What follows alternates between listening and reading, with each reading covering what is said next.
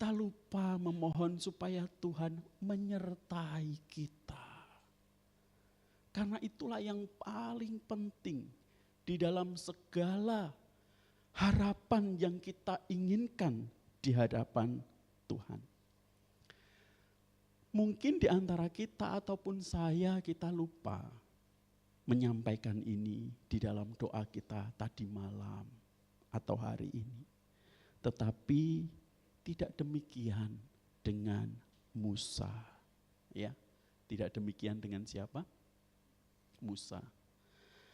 Setelah bangsa Israel melakukan penyembahan terhadap anak lembu emas, Tuhan murka kepada bangsa Israel. Ya. Walaupun demikian, Tuhan masih memenuhi janjinya. Tuhan akan mengutus seorang malaikat untuk menduduki tanah Kanaan. Tuhan sendiri tidak akan berjalan di tengah-tengah mereka karena Tuhan murka. Mereka telah tidak memperkenan hati Tuhan. Hanya janjinya saja yang akan digenapi. Sebagai respon terhadap hal itu, Musa mengambil sebuah keputusan yang sangat tepat sekali. Ya, keputusan yang membutuhkan sebuah pemahaman teologi yang sangat dalam bagi seorang yang bergumul dengan Allah. Dia berkata seperti ini, jika engkau sendiri tidak membimbing kami, artinya jika bukan Tuhan yang membimbing mereka, ya. Padahal Tuhan sudah berkata, malaikatku akan membimbing kalian dan aku akan tetap memberikan tanah perjanjian itu kepada kalian. Tetapi Musa tidak mau. Dan dia berkata, jika engkau sendiri tidak membimbing kami, janganlah suruh kami berangkat dari sini. Dari manakah gerangan akan diketahui bahwa aku telah mendapat kasih karunia di hadapanmu, yakni aku dengan umatmu ini. Bukankah karena engkau berjalan bersama-sama dengan kami, sehingga aku dengan umatmu ini dibedakan dari segala bangsa yang ada di muka bumi ini. Keren banget ya. Keren banget ini. Setiap orang melakukan make a wish di tahun baru. Harapan-harapan yang baik. Tetapi tidak semua orang menyadari bahwa yang terpenting di dalam perjalanan kehidupan kita adalah penyertaan Tuhan. Kita boleh menjadi orang yang terkaya, memiliki banyak harta, ataupun famous, terkenal, menjadi artis yang luar biasa. Bisa, bahkan orang-orang di luar sana bisa lebih kaya, lebih famous dari kita. Tetapi apa yang membedakan kita dengan mereka?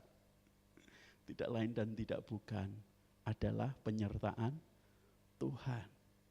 Kalau Tuhan yang menyertai, apapun kondisi kita akan tenang. Ya, kita akan menjalani hidup dengan penuh damai, sejahtera.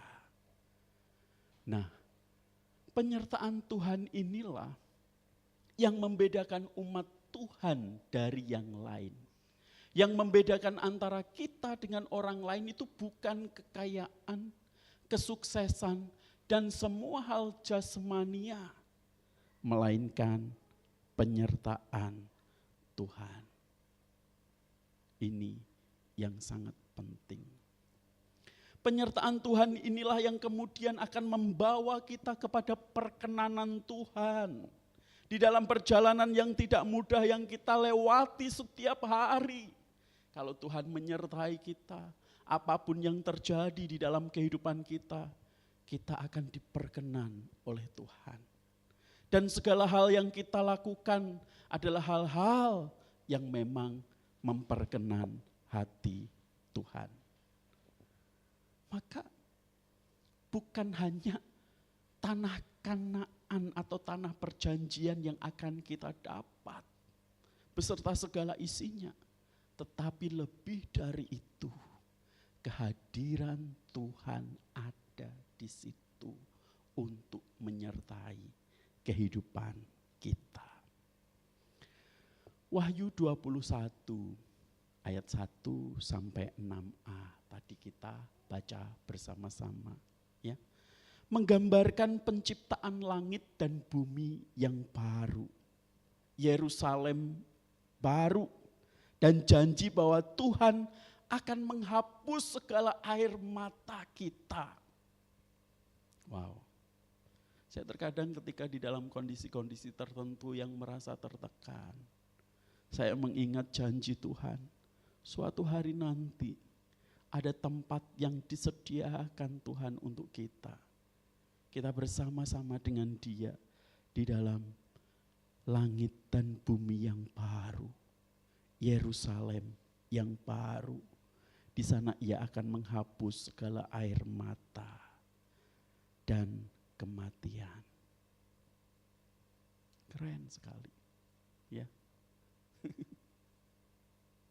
Mengingat waktu kita dalam perjalanan ini rasanya lama sekali kan kalau kita lagi bergumul di dalam duka cita, betul?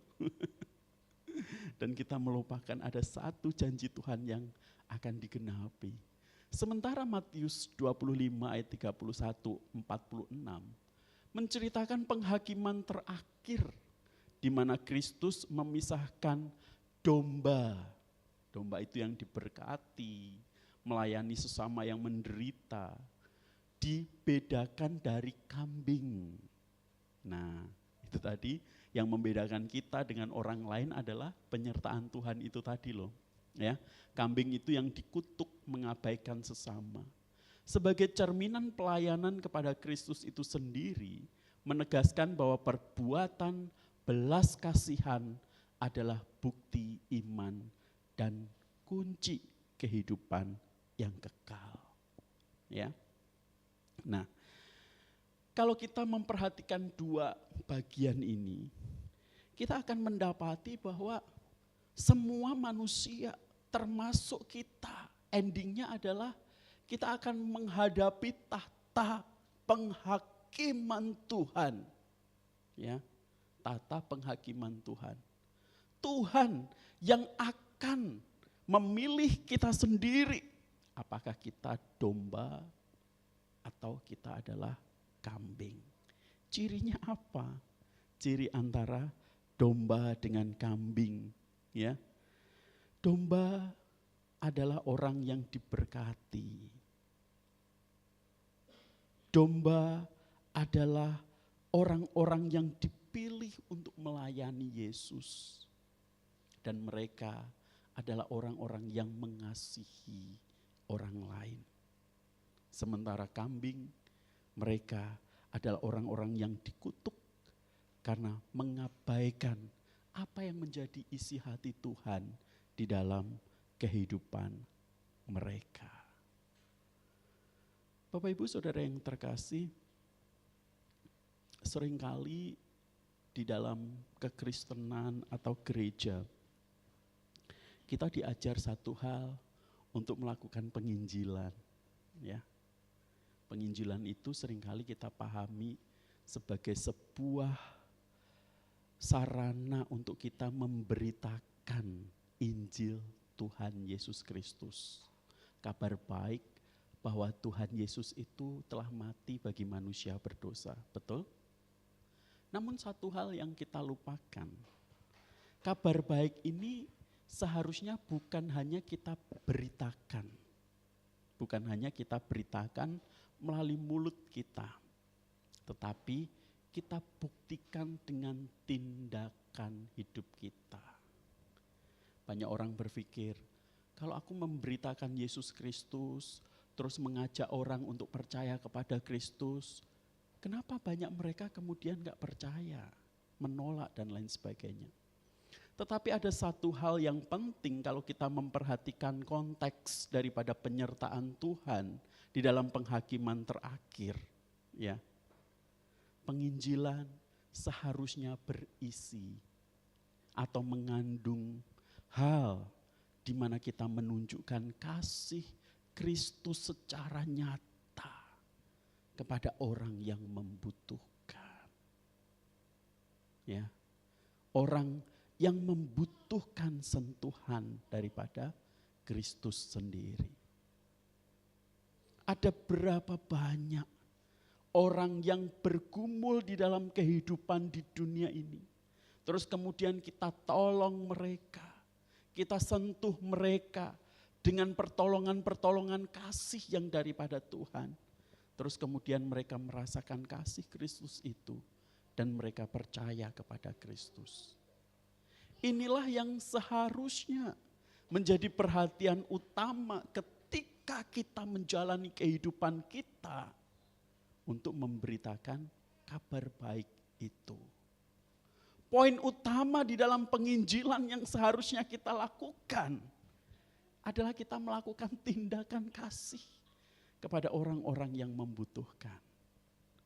Nah, mari di awal tahun ini kita akan mulai mencoba memikirkan kembali tentang pelayanan dan kasih kita sebagai orang percaya untuk mulai peka memperhatikan orang-orang yang ada di sekitar kita yang membutuhkan Kristus di dalam kehidupan mereka.